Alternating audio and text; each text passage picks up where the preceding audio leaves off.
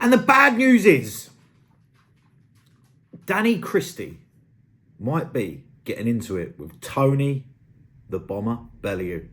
And Ed Matthews, a few days ago, 3 or 4 days ago now, got into it with some fucking weird little method and his security guard trying to save a seemingly drugged girl in Miami. Right, so we're going to get on to something that I never thought I'd be talking about on this channel, but the internet is a wild place.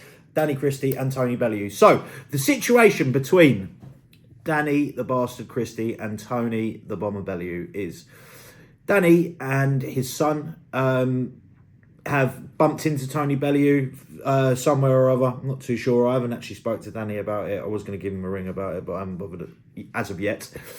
And Bellew was rude, didn't want to engage with Danny's son, who's obviously a big fan of his, who wanted a picture with him, who most of the fight fans in the UK are. Bellew's a massive name, had a huge following, and is generally considered as a bit of a legend of British boxing, really. And obviously approached by Danny's son, who is, if it's the eldest one, I've met him, and he's a really, really nice kid. There's no reason to be offhandish with him. I assume he would have been very polite, very cordial in asking for a photo. And Bellew was just a bit of a dick about the whole situation, and really acted like it was a massive inconvenience to him, and pulled his face in a picture like he didn't want to speak to him or he didn't want to be there. And just Danny's son deleted the picture and went, "Geezer's an absolute prick," and I'm unfollowing him, basically. And I'm sure, obviously, to Tony Bellew, it's no skin off his nose, but Danny's put up a post on Facebook basically outing him for being an absolute wank stain. And it's gone viral, like massively viral. And I'm sure, obviously, there's a lot of people on there who have said, you know, Tony Bellew's a nice fella. You might have got him on a bad day. And people do have a bad day. But apparently there's a lot of people on there who are also saying that Bellew's a dickhead, basically. And they've had similar sort of experiences with it. So, going on from that, there's been some tweets that apparently were deleted, and there was one shared saying, "Danny Christie, step into my world," and no one can sort of work out whether it was an AI fake or whether it was real. So, from this situation, what I gather is, you know, I'm not saying Tony Bellew is or isn't a good bloke, but from this interaction, he just sounds like a bit of a wanker, someone who's a little bit self-important, someone who's probably got an inflated ego from being one of the hardest geezers in the UK at the time. He's only 43, so he's probably still double hard. And you know, now he's a pundit, and he's a bit of a celebrity and a household name, you know, off the back of his boxing accolades. And he was a fantastic boxer, let's not forget. He obviously, if you look at just his last five opponents or 6 opponents, it was Usyk, which obviously he lost to, Masternak, who was I think he'd only lost twice at the time, went on to lose 6, but 56 fights, was a legend, great fighter.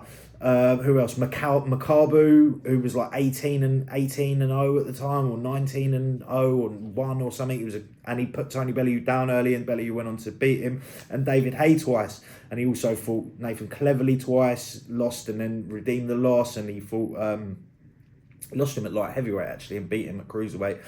And then who else? Adonis Stevenson. It's a long list. He's got a very, very good record. He only lost 3 times. Cleverly, Stevenson and Usyk, and that was his retirement fight. But Usyk did say he's probably one of the best boxers he's ever actually been in the ring with, and I think he doesn't get credit for being as good as he actually was. People just remember him as being a bit of a bruiser, a bit of a knockout. He obviously got a lot of knockouts, like a big puncher, and not much of a technician. But he was very, very good, very, very, very good. You're talking elite level. So if Danny was to step into his world and they was to have a boxing match, you know, I like to side with Danny, obviously, but it would be lucky. He would be very lucky to get out the first round, and that's even Bellew at 43 years old out of the ring for however long it's been. It just, you're talking about boxing, you're talking about someone who is an elite level, like ex 2-weight world champion light heavyweight, and cruiserweight. BJ Flores, another one he beat, who was very, very good at the time. So it's just there's a big size difference as well. Although Danny, like I said, he's not small. He's a big bloke. Walks around at about 90 kilos, 6 foot odd, 6'1" or something. He's not a small bloke in the slightest. Contrary to common belief on the internet for some reason, but Bellew is a big, strong. He was a lot more suited to being at cruiserweight than he was at light heavyweight anyway, especially as he got older. And then he ended up at like 212 or 212 or something like that when he fought Hay. So he's a big lump. He's a bit overweight and that in a minute, probably not so fit, but when you've got power like he has in the gloves and you just know your way around the ring and you're as clever as he is, it's incomparable. Bare knuckle though, and I know loads of people have said on the post, and I know that I'm probably going to get slaughtered in the comments here, and I'm not saying that I 100% think Danny would win, but I think it could be a lot more even in the bare knuckle. If they had a set weight, Bellew had to give him a bit, and just knowing from myself from personal experience from lads that I coach, taking them from boxing into bare knuckle, how different it is, how different your preparation is, and how you've got all these boxers that have crossed over previously who were elite. Jamie Cox, Frankie Gavin, James DeGale. There is more as well, and they just there was a Mexican guy that fought Julian Lane a little while ago and just didn't really cross over very well. And then you had I can't remember his name, Iranian lad that Johnny Graham knocked out in Manchester, and there's been a few. It's not just once. And Matty Floyd, although he fought James Gow and James Gow actually beat him, is literally the fucking worst fight I've ever seen in my life. His pants. The only one who's ever looked good is Austin Trout, and these are elite level operators. You're talking about like Commonwealth Games gold medalists and like ex-Olympians. These are like the very, very best of the best, the top of the tree, world champions. And they've just crossed over and they just haven't cut the mustard. They just can't do it. Like Danny said in his video, it is true. As soon as they get one round the back of the head and someone starts ploughing them in the face with the bare knuckle, they all, other than Trout, are looking at the ref like, what the fuck's going on? It's like they do not prepare for that. There's nothing in boxing that can prepare you for that. You need to drill that and train that. And I'm sure that Bellew has never ever once thought about ever training in that way.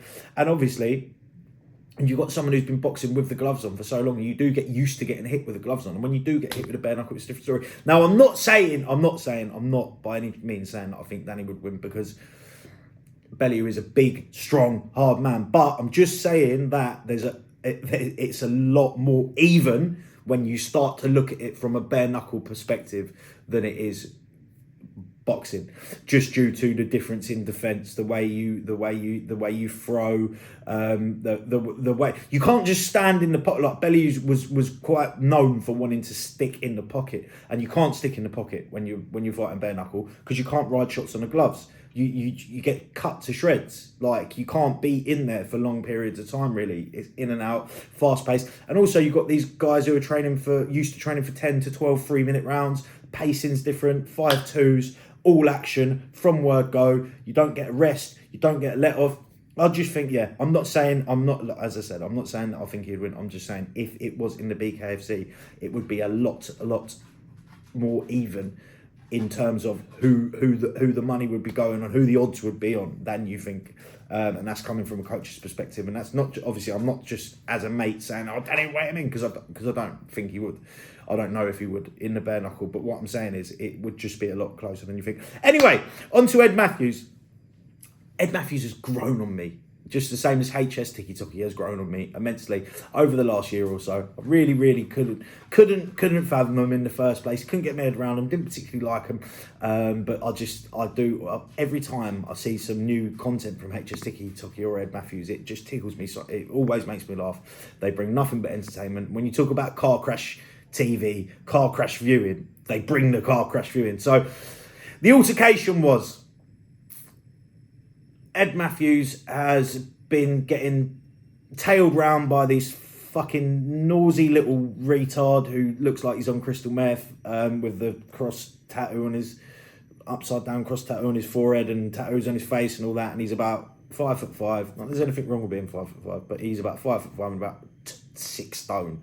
And he's like tweaking out. He's all fucking weird and like, yeah, he's just a meth head by the looks of things. But he streams.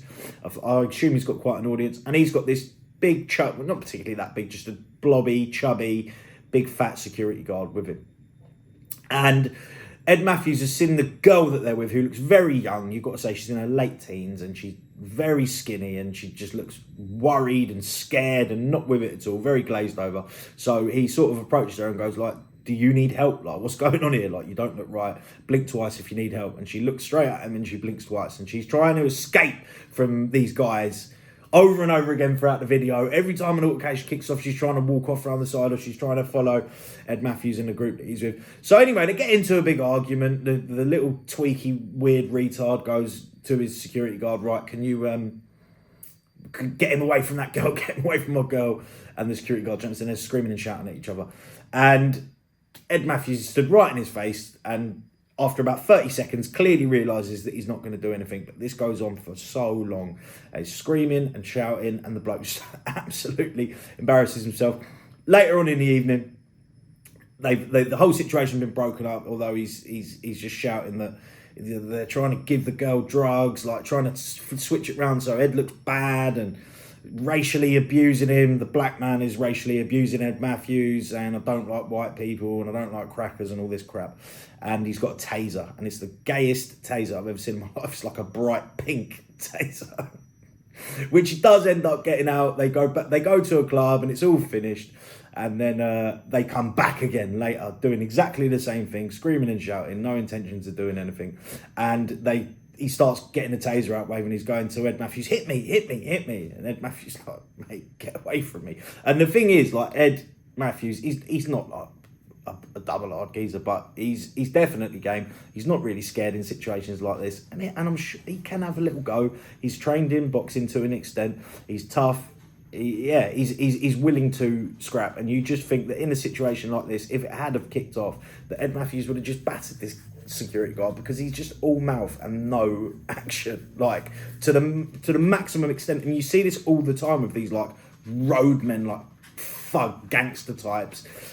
They just like to shout and scream, and then when something's about to kick off, they back off, and then they go back towards you and shout and scream, and then they back off, and it's all just a play action because they're actually scared. They are genuinely scared. They don't want a physical altercation, but they don't want to look like they're backing down. So they do all this crap, and it's just pathetic. And I wanted to, obviously, with like 3 sort of big black geezers surrounding you, or a big black geezer screaming in your face, it's quite intimidating, especially if you was in the States.